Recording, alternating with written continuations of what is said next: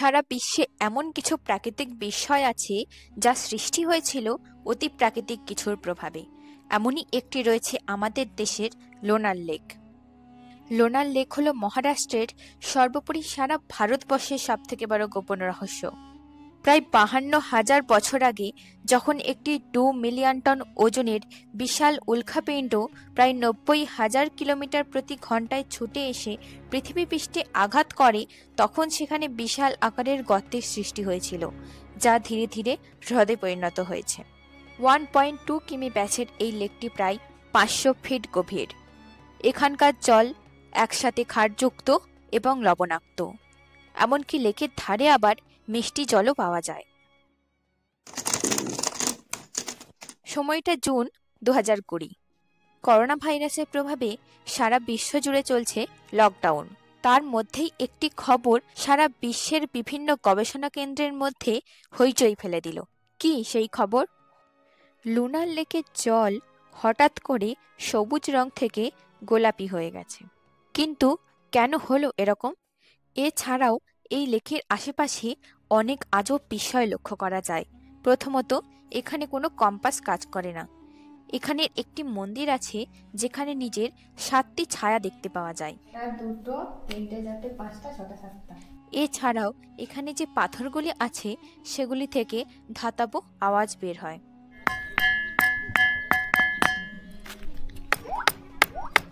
এখানে এমন একটি জলধারা রয়েছে যে জলধারার সঠিক উৎপত্তি স্থল এখনো জানা যায়নি। যে ঝর্ণাটা পড়ছে, এই ঝর্ণার জলটা কোথা আসছে, কিভাবে আসছে, এখনো পর্যন্ত কেউ সঠিক আবিষ্কার করতে পারেনি। আর এই জলটা অন্যান্য যে কোনো জলের থেকে প্রচণ্ড রকম মিষ্টি। এই যে জলটা পড়ছে, এই জলটা ওইখান থেকে জলের পাস হওয়ার ব্যবস্থা আছে, মানে এখানে জল কোনোদিন ওভারফ্লো হবে না। আর ওইখান থেকে যে জলটা বেরিয়ে যাচ্ছে, মানে অতিরিক্ত জলটা, সেটা এখান থেকে এসে ঝর্ণার মতন করে গিয়ে লেকের জলে মিশছে। এছাড়াও এই লেকের আশেপাশের মাটি সাধারণ কোনো মাটি নয়, নর্মাল মাটি। মাটিতে চুম্বকটাকে এইভাবে ম্যাগনেটটাকে ঘষছে। নর্মাল মাটিও চুম্বক এখানে।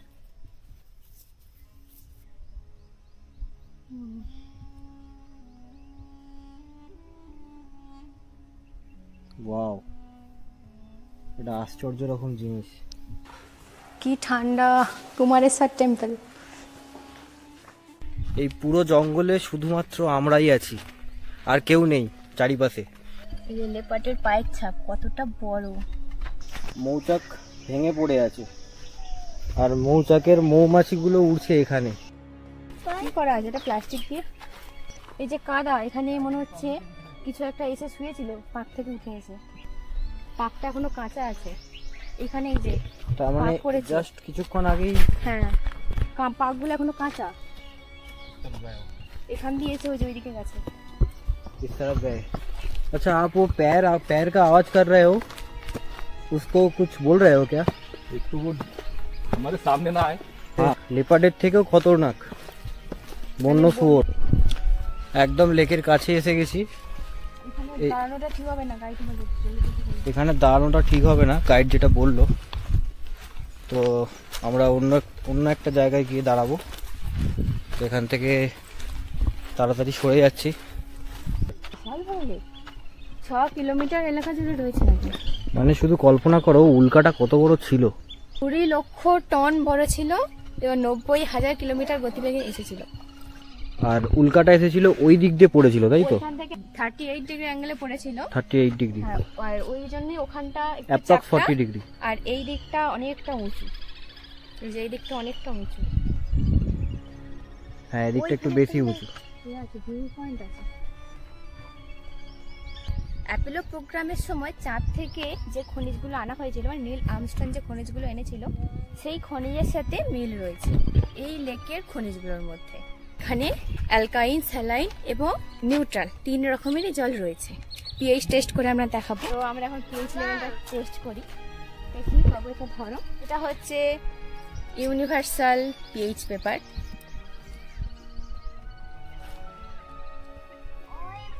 এই যে লিটমাস পেপারটা এরম হয়ে গেছে। তো কালারটা আমরা এখন চেক করব। এই যে 11 কি 12 মানে 11:30 করে যাচ্ছে পিএইচ লেভেলটা। এই রকমই একটি আকর্ষণীয় স্থানে যেতে চান, দেখতে চান নিজে চোখে সব জিনিসগুলো, তাহলে চলুন আজকের ভিডিওটা পুরো দেখে নেওয়া যাক। আমরা আপনাদেরকে দেখাবো সমস্ত কিছু লুনার লেকের। তাহলে চলুন আমরা পৌঁছে যাই কলকাতা থেকে প্রায় 1500 কিলোমিটার দূরে মহারাষ্ট্রের বুলধানা জেলায়।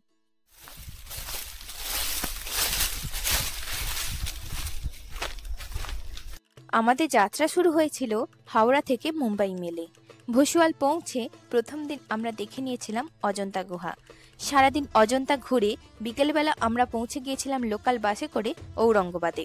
এর পরের 3 দিন ইলোরা গুহা, জ্যোতির্লিঙ্গ মন্দির, দৌলতাবাদ ফোর্ট সহ ঔরঙ্গাবাদের বিভিন্ন দর্শনীয় স্থান ভ্রমণ করে পঞ্চম দিন আমরা পৌঁছে যাব একদম সকালবেলা লুনার।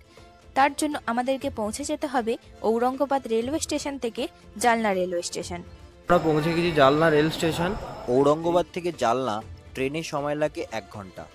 কয়েকটি ডিটেলস স্ক্রিনে দিয়ে দিলাম।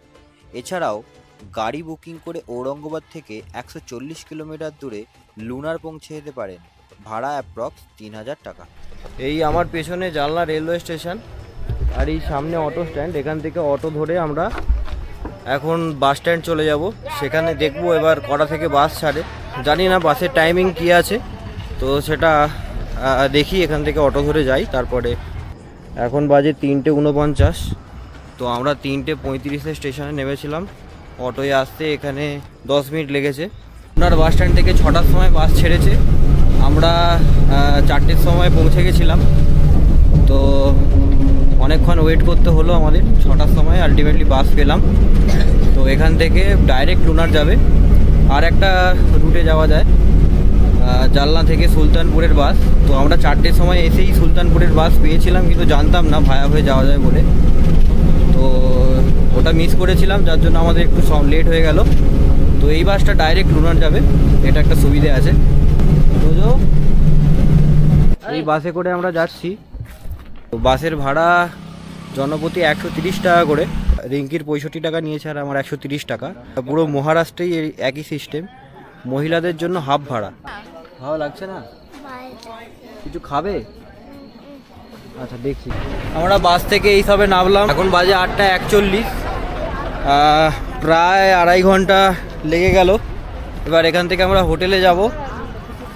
লোনার বাস স্ট্যান্ড আর এই সোজা কৃষ্ণা লজ লাল রঙের বুকিং করা হবে। কৃষ্ণা লজ ছাড়াও আপনারা এখানে বুকিং করতে পারেন এমটিডিসি রিসর্ট। এছাড়াও ঔরঙ্গাবাদ বা ভুসওয়াল থেকে গাড়ি রিজার্ভ করে একদিনের ট্যুরে আপনারা ঘুরে যেতে পারেন লোনার। সকাল সকাল আমরা ব্রেকফাস্ট করে নিচ্ছি। এই 15 টাকা প্লেট ঢোকলা।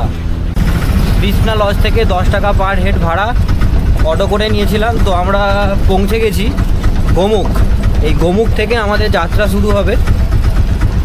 এটা লোনার লেকের এন্ট্রি পয়েন্ট। তো আমরা ভেতরে যাচ্ছি।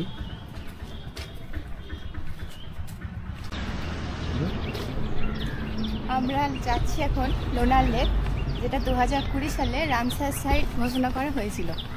এখন আপাতত এখানে ঢুকেই সামনে টেম্পল পড়বে, আমরা এখন সেখানেই যাচ্ছি। শান্ত পরিবেশে পাখির কোলাহল শুনতে শুনতে এগিয়ে চলেছি মনের মধ্যে এক রাস উত্তেজনা নিয়ে লুনারের পথে। কারণ আর কিছুক্ষণের মধ্যেই চাক্ষুষ করতে পারবো সেই লেক, যেই লেকটি দেখার জন্য আমি মনে মনে ব্যাকুল হয়ে আছি। দূরে দেখা যাচ্ছে লেক, আর লেকের পাশেই এখানে রয়েছে গোমুখ টেম্পল। লোনারে মোট অনেকগুলো টেম্পল আছে, তার মধ্যে সবথেকে প্রথম টেম্পল হচ্ছে গোমুখ টেম্পল। স্থানীয়রা এই মন্দিরটিকে প্রচণ্ড পবিত্র স্থান মনে করেন। এটি ভগবান বিষ্ণুকে উৎসর্গীকৃত একটি মন্দির। মন্দিরটির নামকরণ গোমুখ হয়েছে কারণ এখানে গরুর মুখ বা গোমুখের মতন একটি আকৃতি থেকে জলের ধারা নামছে। বৈজ্ঞানিক মতে এখানে যখন উল্কাপাত হয় তখন এখানে একটি গর্তের সৃষ্টি হয়ে যায়, যেখান থেকেই এই জলের ধারাটি অনবরত নেমে আসছে। এই যে স্ট্রাকচারটি এখন করা আছে, এই স্ট্রাকচারটি কিন্তু আগে ছিল না, পরবর্তীকালে এই স্ট্রাকচারটি তৈরি করা হয়। এখানে যে মন্দিরগুলো আছে এগুলো যাদব, রাষ্ট্রকূট, চালুক্য বিভিন্ন সময়ে তৈরি করা হয়েছিল। আমি এখন দাঁড়িয়ে আছি ঠিক গোমুখ টেম্পলের সামনে। এখানে যে ঝর্ণাটা পড়ছে এই ঝর্ণার জলটা কোথা আসছে, কিভাবে আসছে, এখনও পর্যন্ত কেউ সঠিক আবিষ্কার করতে পারেনি। আর এই জলটা অন্যান্য যে কোনো জলের থেকে প্রচণ্ড রকম মিষ্টি। এই যে জলটা পড়ছে, এই জলটা ওইখান থেকে জলের পাস হওয়ার ব্যবস্থা আছে, মানে এখানে জল কোনোদিন ওভারফ্লো হবে না। মুখ টেম্পল থেকে যে জলটা বেরিয়ে যাচ্ছে, সেই জলটা মানে অতিরিক্ত জলটা এখান থেকে এসে ঝর্ণার জলের মতন করে গিয়ে লেকের জলে মিশছে। গোমুখ মন্দির দর্শন করে মন্দিরের সামনে থেকে সিঁড়ি ধরে আমরা এগিয়ে চললাম লেকের দিকে। এই সিঁড়িটি কিন্তু প্রচণ্ড খাড়াই।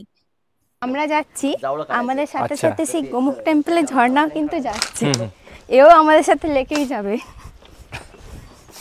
না, ও আমাদের আগে গেছে, আমরা পরে যাচ্ছি।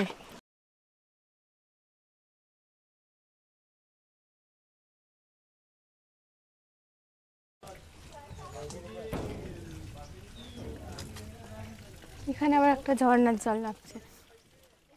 মহারাষ্ট্রে নাহানি শব্দের অর্থ হল বাথরুম। মনে করা হয় বনবাস চলাকালীন কোনো এক সময় সীতা মাতা এখানে স্নান করেছিলেন। তারপর থেকেই এই জায়গাটির নামকরণ হয়েছে সীতা নাহানি। এই জায়গাটিকে এখানকার মানুষজন খুবই পবিত্র স্থান মনে করেন। তারা এখনো কোনো অনুষ্ঠানের আগে এখানে এসে স্নান করে যান। এটিকে বলা হয় সীতানাহারি, মানে সীতা মাতা এখানে চান করেছিলেন। তবে থেকে এই জায়গাটির নাম হয়ে গেছে সীতানাহারি। আর ঠিক তার অপোজিটে আছে কুমারেশ্বর টেম্পল। এটা হলো কুমারেশ্বর টেম্পল, সীতানাহারির অপোজিটেই রয়েছে। কি ঠান্ডা কুমারেশ্বর টেম্পল। এই মন্দিরগুলি বেসল্ট পাথরে গঠন হওয়ার জন্য বাইরের তাপমাত্রা ভেতরে বোঝা যায় না। একটু ভালো করে লক্ষ্য করলেই বুঝতে পারবেন এই মন্দির নির্মাণের জন্য যে পাথরগুলি ব্যবহার করা হয়েছিল সেগুলি চকচকে পাথর। চিকচিক চিকচিক করছে গ্লিটারের মতন। এই মুখটার নাম কীর্তিমুখ। আমরা এখন আছি কুমারেশ্বর টেম্পলে। এই টেম্পলটা একটি মহাদেবের টেম্পল। এখানে আছে নন্দী মূর্তি আর ভেতরে আছে গর্ভগৃহ, যেখানে মহাদেব আছে। এই মন্দিরটা নির্মাণ হয়েছিল রাষ্ট্রকূট রাজার আমলে। তার প্রমাণ হচ্ছে এই যে চিহ্ন, এটা হচ্ছে সূর্য চিহ্ন, যে চিহ্নটি হচ্ছে রাষ্ট্রকূট রাজার সিম্বল। ভেতরে হচ্ছে গর্ভগৃহ, যেখানে ভূমিষ্ঠ আছে মহাদেব। মন্দির দর্শন সম্পূর্ণ করে আমরা আবার লেকের দিকে নামতে থাকলাম। প্রথমে রাস্তাগুলো যেমন বাঁধানো ছিল, এখানে রাস্তাগুলো কিন্তু পাথরের।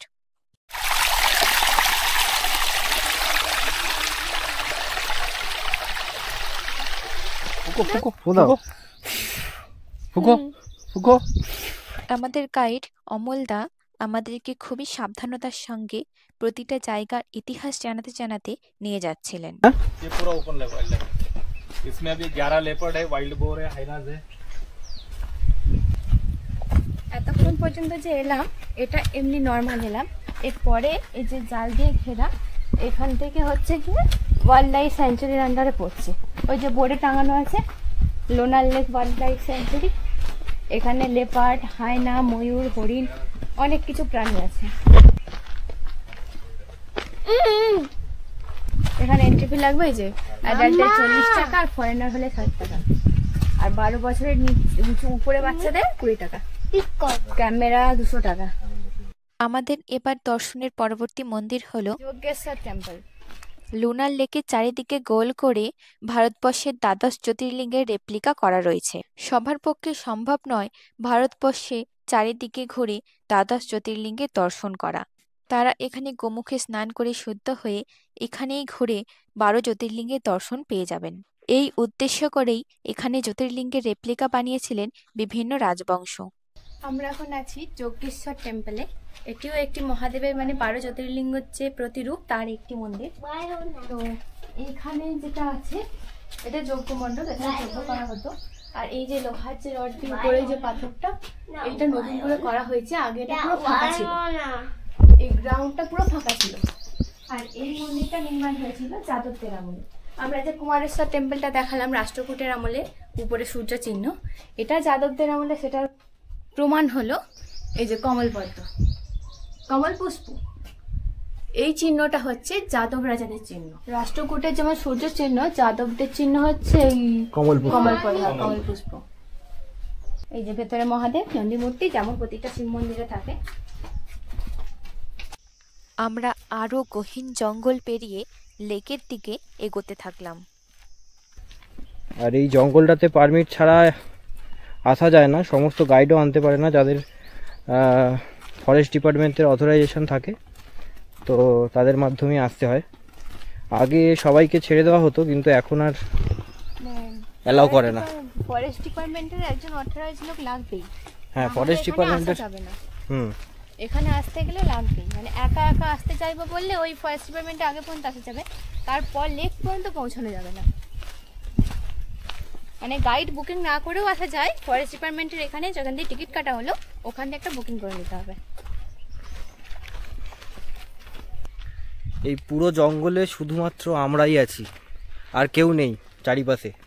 আর হ্যাঁ, আছে জন্তু জানোয়ার, 11খানা লেপার্ড। হয়তো তারা আমাদেরকে দেখছে, আমরা বুঝতেই পারছি না তারা আমাদেরকে দেখছে।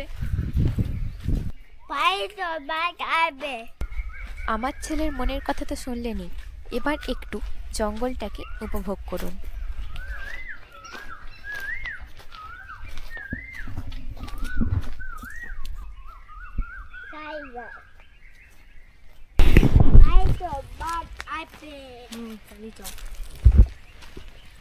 কি করা আছে এটা প্লাস্টিক দিয়ে? ये नॉर्मल वाटर है।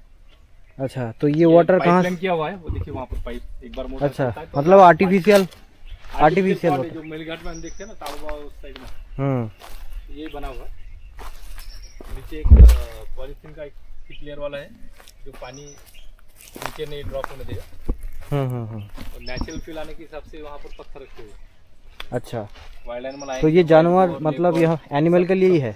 यस, वो आएंगे पानी पियेंगे निकल जाएंगे। यहाँ पर ये लोग खेती करते थे ना इस साइड में, तो वहाँ पर कुछ लोगों ने कुएं बना के रखे। तो अच्छा, कुएं में आगे कुएं- पानी भर कर है, कुएं थे वही क्या? से मोटर लगाकर यहाँ तक पानी लाके छोड़ा। কুয়ো থেকে আসে পানি। এইখানটা যেহেতু পাথুরে এলাকা এবং লেকের জল খাওয়ার জন্য উপযুক্ত নয়, তাই এখানে বন্য প্রাণীদের জন্য জলের ব্যবস্থা করে রাখা আছে। চারিদিকে শুধু জঙ্গল আর জঙ্গল। লেপার্ডের পায়খানা 2 दिन पहलेगा। মৌচাক মৌচাক ভেঙে পড়ে আছে, আর মৌচাকের মৌমাছিগুলো উড়ছে এখানে। এরপরেই আমাদের যা দৃষ্টিগোচর হয়েছিল, আমরা লুনার আসার আগে তা কল্পনাও করিনি, তাও একবার নয়, পরপর 2 বার। লেপার্ডের পায়ের ছাপ, इस तरफ गया है। মানে এই দিক থেকে এসে लेपर्डेर গেছে। पायर छाप मतलब छोटा है लेपर्ड। एक पैर यहाँ पर इसका, दूसरा पैर यहाँ पर है, तीसरा यहाँ पर है, चौथा इस तरफ। तो इसका साइज हम देख सकते हैं कि तो एडल्ट है। एडल्ट है? हाँ, 3-4 साल का तो होगा कम से 3-4 साल का। आपको तुरंत दिख गया, चो आंखों में आ गया। हाँ। আমরা কিন্তু বেশ ভয় পেয়ে গিয়েছিলাম। বাচ্চা নিয়ে আমাদের এখানে আসাটা উচিত হয়েছে কিনা আমরা বুঝতে পারছিলাম না, কিন্তু আমাদের গাইড আমাদের আশ্বস্ত করলেন একটি কথাই বলে। अच्छा, यहाँ पे लेपर्ड अटैक करता है? नहीं सर, क्यों अटैक क्यों नहीं करता है? कुछ स्टोरी वगैरह कुछ है? नहीं ऐसा कुछ नहीं, बस खाने के लिए उसको मिल जाएगा। তাই আপনারা যদি বাচ্চা নিয়ে লুনার লেক আসতে চান, অবশ্যই আসতে পারেন, কোনো সমস্যা নেই। 5 मिनट की दूरी पर लोनार थिएटर है, इधर से जाना होगा। रामगढ़ टेम्पल है। तो पहले हम ये करके आते, টেম্পল। पीएच देख के आते, फिर टेम्पल में रुकते। চারিদিকে না নিজেদের নাম লেখাটা তো সহজ হয়ে গেছে। দেখো গাছেতে নিজেদের সব নাম লিখে লিখে গেছে, কোনো মানে হয় এসবে? গাছটাকে কষ্ট দেওয়া, এত বড় গাছ, এটা মানে আকাশমণি গাছ। আপনাদের কাছে একটাই অনুরোধ রইল, আপনাদের নিজেদের নোংরা আবর্জনা নিজেদের কাছেই রাখুন, চারিদিকে নোংরা ফেলে জায়গাটিকে নষ্ট করবেন না। এছাড়াও গাছে বা দেওয়ালে নিজের নাম খোদাই করে জায়গাটির সৌন্দর্য নষ্ট করবেন না।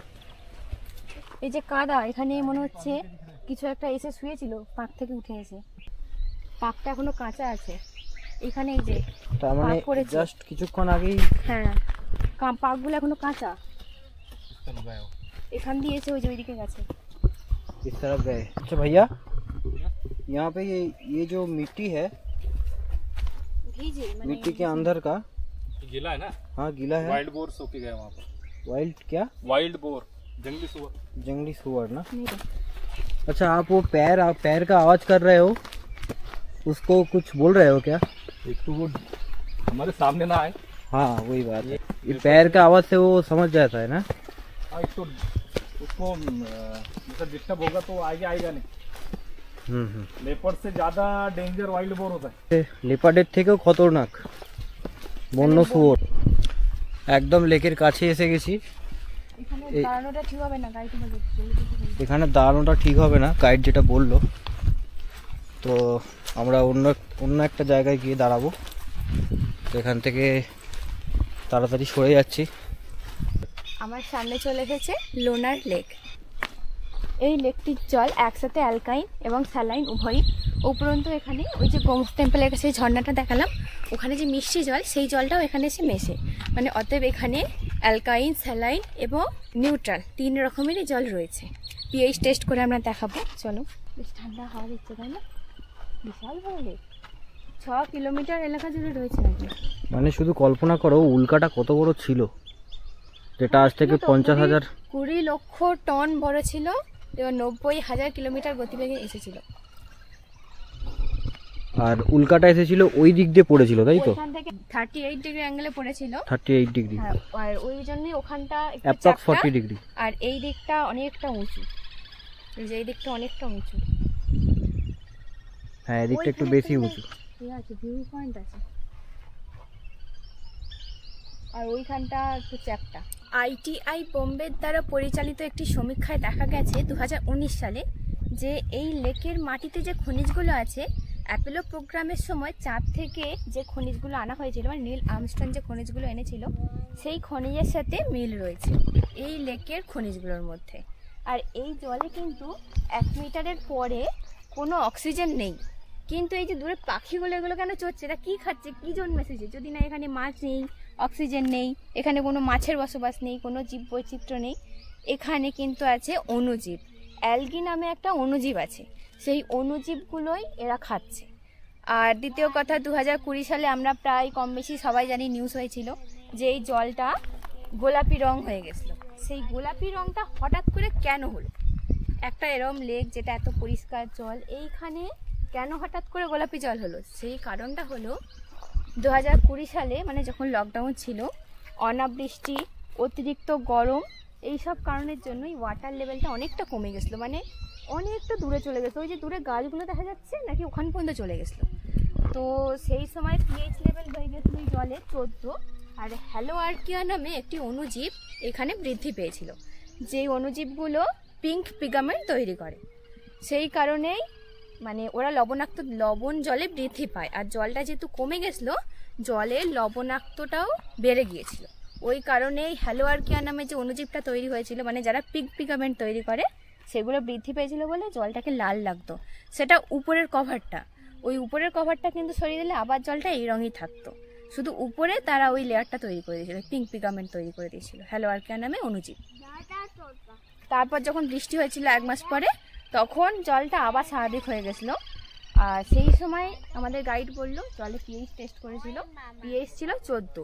এখন নর্মাল পিএইচ কত থাকে আমরা সেটা টেস্ট করে দেখবো। দূরে তো নিশ্চয়ই চেক করতে পারবো না, আমরা একটু কাছ দিয়ে চেকটা করবো, কারণ দূরে হলে হয়তো আরও পিএইচ লেভেলটা বেশি থাকতো। আমরা যেহেতু ধার দিয়ে করবো, তাই পিএইচ লেভেলটা একটু হলেও কম হবে। তো আমরা এখন পিএইচ লেভেলটা টেস্ট করি, দেখি বাবু। এটা ধরো, এটা হচ্ছে ইউনিভার্সাল পিএইচ পেপার।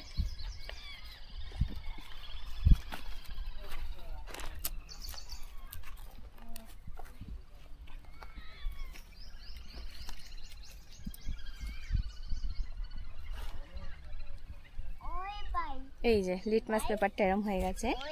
তো কালারটা আমরা এখন চেক করব। এই যে 11 কি 12, মানে 11.5 করে যাচ্ছে পিএইচ লেভেলটা। আর এইটা তখন ছিল। আর এই জলটা কিন্তু অ্যালকাইন স্যালাইন উভয়ই, মানে শুধু যে এটা অ্যালকাইন তা কিন্তু নয়, অ্যালকাইন আছে, স্যালাইন আছে, উপরন্তু আবার গোমুখ টেম্পলের যে ঝর্ণার জলটা এসে মেশে, সেই মিষ্টি জলও রয়েছে। মানে এই লেকে সব রকম জল মিলেমিশে রয়েছে। এই যে জলটা যে অ্যালকাইন আর স্যালাইন উভয়ই, অ্যালকাইনটা দেখালাম লিটমাস পেপার দেওয়া, স্যালাইনটাই যে শুকিয়ে গেছে আর এই যে সাদা সাদা হয়ে আছে, এইগুলো হচ্ছে জলের স্তরটা শুকিয়ে যাওয়ার পরে লবণাক্তগুলো বোঝা যাচ্ছে। পথে যেতে যেতে আমরা দ্বিতীয়বার লেপার্ডের পায়ের ছাপ পেলাম। এইবারেরটা কিন্তু আরো বড়। এই যে লেপার্ডের পায়ের ছাপ কতটা বড়, মানে ওই যে লেপার্ডটা সেটার থেকে এই লেপার্ডটা বড়। লেপার্ডের পায়ের ছাপে পাহাড় দিয়ে দিল।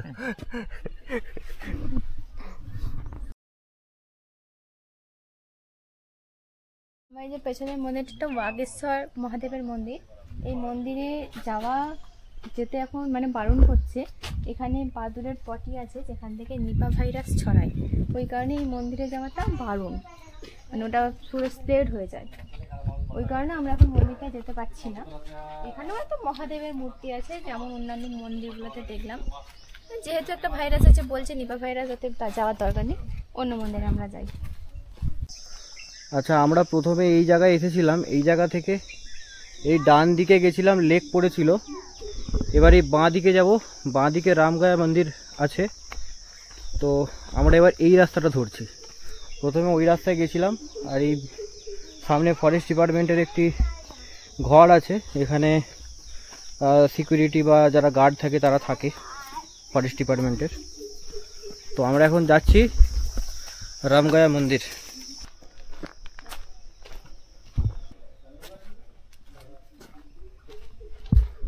এই মন্দিরটার নাম হলো রামগায়া টেম্পল। এই মন্দিরে বৈশিষ্ট্য হলো এই মন্দিরে কোনো কম্পাস কাজ করে না, ম্যাগনেটিক ফিল্ড আছে, আর দ্বিতীয় এই মন্দিরে নিজের 7টা ছায়া দেখতে পাওয়া যায়। চলো দেখে নেওয়া যাক। গর্ভগৃহে 3টে ছাওয়া দেখা যাচ্ছে। এই যে ঠাকুরের ঠিক সামনে একটা, এপাশে একটা, এপাশে একটা, এই যে পিছনে আসো। আর ঠিক এইখানে দুপাশে দুটো দেখা যাবে। চলে এই যে এই পাশে একটা, এই পাশে একটা, আর এই পাশে দুপাশে দুটো, মোট 7টা ছায়া। এই মন্দিরে বিগ্রহ দর্শনের জন্য দাঁড়ালেই নিজের 7টি ছায়া দেখতে পাওয়ার কারণ হলো এই মন্দিরের পিলারগুলির গঠন। মন্দির গঠনের সময় পিলারগুলির অবস্থান এমনভাবেই করা হয়েছে যাতে আলো 7টি ভাগে ভাগ হয়ে রিফ্লেক্ট হয়। जब हम जंगल में गुम हो जाते थे हम कंपास यूज करते हैं डायरेक्शन पता चलने के लिए। अब हम ये कंपास यूज कर रहे हैं, यही अपनी जगह पर है। और इसको मैं थोड़ा आगे पीछे करूंगा, इसका डायरेक्शन कैसे चेंज होता है ये देखिए।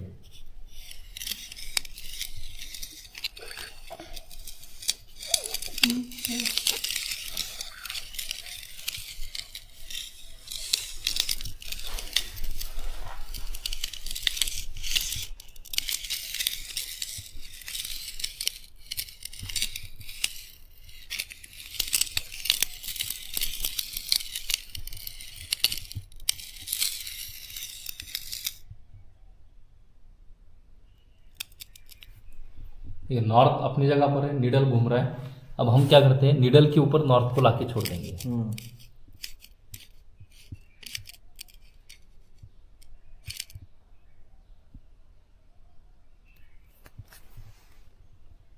नॉर्थ के ऊपर तो नहीं जा रहा है।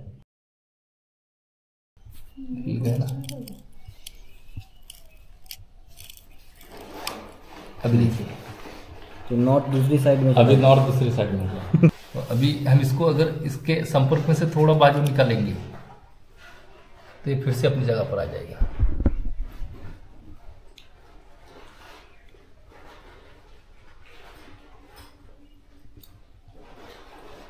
आगे तो जो मीटराइट यहाँ पर गिरा वो खुद में मैग्नेटिक पावर वाला था, तो उसके जो माइक्रो पार्ट्स है आज भी जमीन के अंदर मौजूद है और ये टेम्पल हजारों सालों से अपनी जगह पर खड़े हैं। तो इसकी वजह से पर एक ही पत्थर में यहाँ पर नॉर्मल था और यहाँ पर चेंज हुआ। इसका रीजन ये है कि यहाँ पर मैग्नेटिक फील्ड एक्टिव हो जाती है, यहाँ भी ये वर्किंग करना छोड़ देता है। तो ये रिसर्च किया था जापान के पोलर रिसर्च सेंटर ने, तकरीबन 10 साल उन्होंने यहाँ पर रिसर्च किया। 2002 से लेकर 2012-13 तक उन्होंने ये रिसर्च किया। उनका ये रिसर्च था, यहाँ पर कुछ तो अलग था कि जिसकी वजह से ये मीटराइट यहाँ पर आके गिरा। अच्छा। जैसा बर्मुडा ट्रायंगल सुनते हैं कि बर्मुडा ट्रायंगल के ऊपर बहुत अलग ग्रेविटेशनल फोर्स है, शायद उस वक्त ये ग्रेविटेशनल फोर्स अलग होगा इस एरिया का, इसलिए वो मीटराइट यहाँ पर आके गिरा। अदरवाइज ये मुंबई पुणे कहीं पर भी गिरता, यहाँ पर क्यों गिरेगा? पर इसके पीछे ये है कि ये एरिया अलग था। अच्छा, अभी फिर से हम थोड़ा सा स्टोरी के ऊपर आते हैं। ये लवणासुर को जब मारा था तो उसके नाभि के ऊपर रख करके मारा था। नाभि का जो शेप है वो ओवल शेप है। हम भारत माता की जय बोलते हैं तो मध्य है सेवाग्राम, जो दांडी मार्च शुरू किया था महात्मा गांधी जी ने, और उसके नीचे हम आते हैं 300 किलोमीटर। तो हमारा लूनर क्रेटर एक्चुअल में भारत माता के नाभि स्थल पर है। अच्छा, यानी स्टोरिया तो हजारों सालों से बन रही है। तो ये है भारत माता का नाभि स्थल। ये है लूनर क्रेटर भारत माता का नाभि स्थल। ये इंस्ट्रक्शन कहाँ पे मिलेगा? 2008 में एक अहोरात्र सर करके थे, मुझे लोनार को गाइड किया था मैंने उनको, लोनार को जब विजिट किया था तो उन्होंने मुझे एक्सप्लेन किया कि ये ऐसा है। स्टोरिया तो बन रही है पर इसके पीछे लॉजिक ये था, फिर लोगों ने लवणासुर का नाम मतलब ये लॉजिक पुरान का लॉजिक है। ये पुरान का लॉजिक।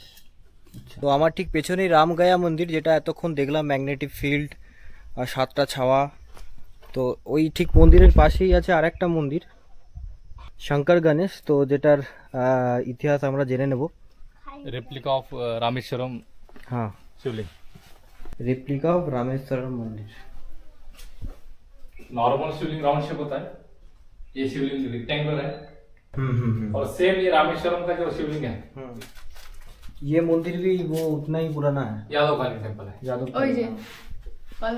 ऊपर তো যাদবরা যেসব মন্দির তৈরি করেছে তার একটাই নিশানা, প্রত্যেকটা মন্দিরেই এরকম। मैग्नेट डायरेक्टली इस मिट्टी में रब करने वाले, इसका आयन कंटेंट कितना है और मैग्नेटिज्म कितना है वो हम देखने का प्रयास कर रहे हैं। নর্মাল মাটিতে চুম্বকটাকে এইভাবে ম্যাগনেটটাকে ঘষছে।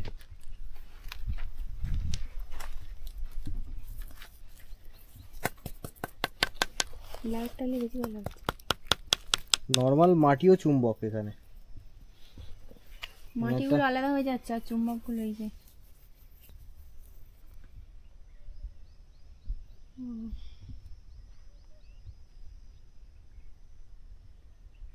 ওয়াও, এটা আশ্চর্য রকম জিনিস। লেক এবং লেকের আশেপাশের দর্শনীয় স্থানগুলি আমাদের ঘোরা হলো। এবার আমরা ফিরে যাব একদম এন্ট্রি পয়েন্টের কাছে। আমরা দুপুরে লাঞ্চ করে বিকেলবেলা আবার বেরোবো লুনার গ্রাম ঘুরতে। আমরা আস্তে আস্তে এন্ট্রির গেটের সামনে চলে এলাম, যেখান থেকে শুরু হয়েছিল।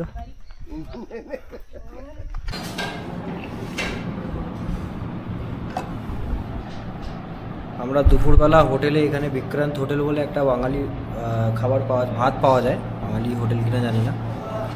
দুপুরবেলা লাঞ্চে চলে এসেছি। তো আমরা এক প্লেট ভাত নিয়েছি 100 টাকা, আর সবজি নিয়েছি একটা মিক্স সবজি, আর ডাল আছে মিক্স সবজি 140 টাকা, ডাল 100 টাকা। কোয়ান্টিটি দেখুন, এখানে আছে সবজির প্লেট, এটা ডালের, আর এই প্লেটটাতে পুরো ভর্তি ভাত দিয়েছিল।